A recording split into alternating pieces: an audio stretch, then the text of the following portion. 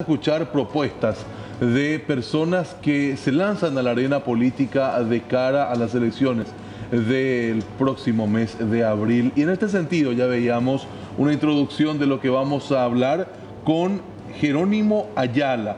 Él es candidato a senador por el Movimiento Indígena del Paraguay, Lista 19. Jerónimo, bienvenido. Marcelo, aquí a Punto de Vista. Muchas gracias por la visita. No, el agradecido soy yo, Marcelo, y realmente un gusto de estar compartiendo contigo este espacio, un honor, un privilegio. Igual. Y un saludo a los muchachos que están fuera de cámara, o sea, atrás de cámara. Exactamente. Realmente es un gusto. Viniendo de Itapúa, Sí, así mismo. Arquitecto de profesión y magíster en, ¿me decías? Didáctica universitaria. En didáctica universitaria. Sí, Mucha sí. preparación, ¿eh? Sí, así mismo es. No, de hecho que nosotros en el 2011 yo me recibí como arquitecto, el primer arquitecto indígena a nivel país, ¿verdad? Sí. Ahora contanos, Jerónimo, ¿cómo se da tu ingreso a la arena política y qué es lo que pretendes?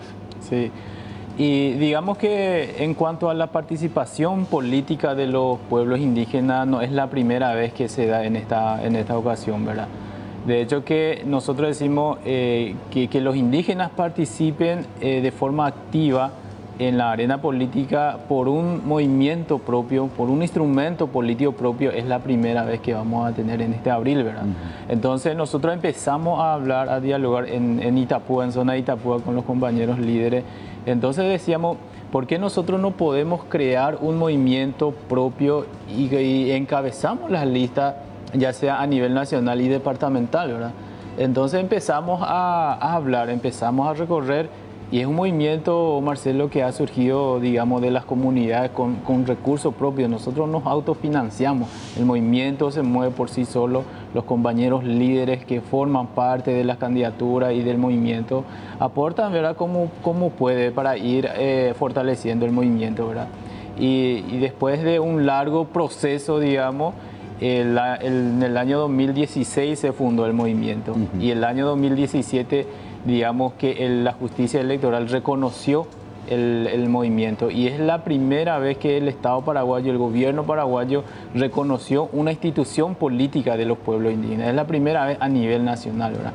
Entonces para nosotros es un gran avance en cuanto a lo político, es un gran avance en cuanto a la participación real de los pueblos indígenas en la política, ¿verdad? Y por supuesto la legalización, la oficialización de todas las candidaturas, ya sea senador, Parlasur y los candidatos departamentales en 8 departamentos, para nosotros es otra gran victoria, ¿verdad, Marcelo? Exactamente, Jerónimo, ¿sos consciente de que lastimosamente el pueblo indígena, los varios pueblos evidentemente son muy, digamos, no tienen ese apoyo, son el sector menos beneficiado? Hay mucho por hacer por ellos, Sí, muchísimo. Nosotros por eso, digamos, nos decidimos, por eso nos propusimos, digamos, formar parte de la estructura política del gobierno. Porque todos los proyectos, Marcelo, depende de la voluntad política, depende de una decisión política. Entonces nosotros somos conscientes que si nosotros mismos, digamos, nos metemos en lo que es las decisiones, yo creo que ya va a ser un buen avance, ¿verdad? Y de los 112.000 indígenas que según el último censo que se hizo, aproximadamente 75% viven en extrema pobreza, los hermanos indígenas. ¿Qué quiere decir eso? Que muchas comunidades no tienen acceso a vivienda, no tienen escuela, no tienen acceso digamos, a la salud, no tienen acceso a infraestructura, a los servicios básicos. Entonces, como vos decís, hay muchísimas cosas por hacer, ¿verdad? Pero por lo menos empezar, si llegamos a conquistar un espacio dentro del Congreso, nosotros vamos a empezar desde lo básico, ¿verdad? Porque hay muchas comunidades, Marcelo, inclusive teniendo título de propiedad, no tienen una asistencia como se debe, ¿verdad? Viviendo en vivienda de cartón o de hule. Entonces, los básicos, nosotros necesitamos empezar a proyectar de los básicos, ¿verdad? Los derechos humanos básicos, ¿verdad? Exactamente.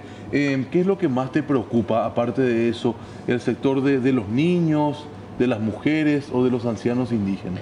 No, y para nosotros, digamos, todos los temas son prioridades, ¿verdad? Hay que empezar de nuevo, de hay cero, que empezar, ¿verdad?, de nuevo, claro. De hecho que nosotros necesitamos un proyecto, digamos, integral, en forma global, ¿verdad? Nosotros sabemos muy bien que hay muchos hermanos indígenas que se están desplazando de sus comunidades, pero habríamos que ver cuáles serían la razón de esos desplazamientos, Sí. ¿verdad? De sus comunidades, ¿verdad? Entonces no hay oportunidad, no hay, digamos, ese sentido de arraigo en las comunidades, ¿verdad? Entonces nosotros queremos trabajar de manera coordinada con todas las instituciones, porque tenemos instituciones del Estado que se encargan justamente de ese desafío. Nosotros decimos que es desafío, ¿verdad? Ujú. Y por supuesto, digamos, si vamos a ir en cuanto a escala, nosotros siempre priorizamos lo que es el acceso a tierra para las comunidades indígenas y esa legalización de las comunidades indígenas, porque es, digamos, como una base física que nosotros necesitamos para desarrollar nuestra cultura. Y por supuesto, la educación. A nivel nacional, Marcelo, prácticamente el 50% son analfabetos. Y nosotros necesitamos fortalecer ese acceso, necesitamos que ese acceso a educación sea mucho más, digamos, flexible para los pueblos indígenas. Lo que vos conseguiste, por ejemplo, es algo que Claro, ese es no tiene mucho... claro, de hecho que Marcelo, hay oportunidades, Ajá. pero falta herramientas, falta una estrategia. Yo, por ejemplo, para recibirme tuve beca. Yo tenía beca, 2 becas, primero de la entidad y el segundo ya fui becado por la propia Universidad Católica, ¿verdad? Pero mucho, en el caso de las comunidades indígenas, yo creo que, o sea, hay oportunidad, hay programas de beca, pero ¿qué pasa? Esos programas de beca no llegan a los jóvenes indígenas. O sea que, y si llega, digamos, otro de los factores, digamos, es el acceso a la tecnología.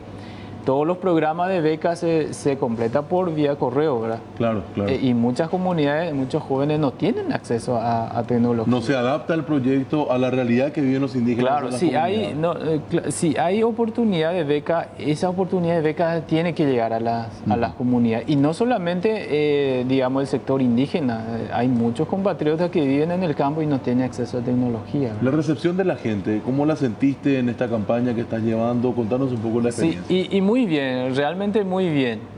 Yo me siento muy contento en ese sentido, estoy muy, muy agradecido con la ciudadanía en sí, porque de hecho que Marcelo, para llegar a legalizar el movimiento, nosotros juntamos 18.000 firmas y en esta oportunidad lo que nosotros hacemos es justamente otra vez pedirle el apoyo a conciencia a la gente. Pero de hecho que sí, hay muchos compatriotas que discriminan todavía a los pueblos indígenas.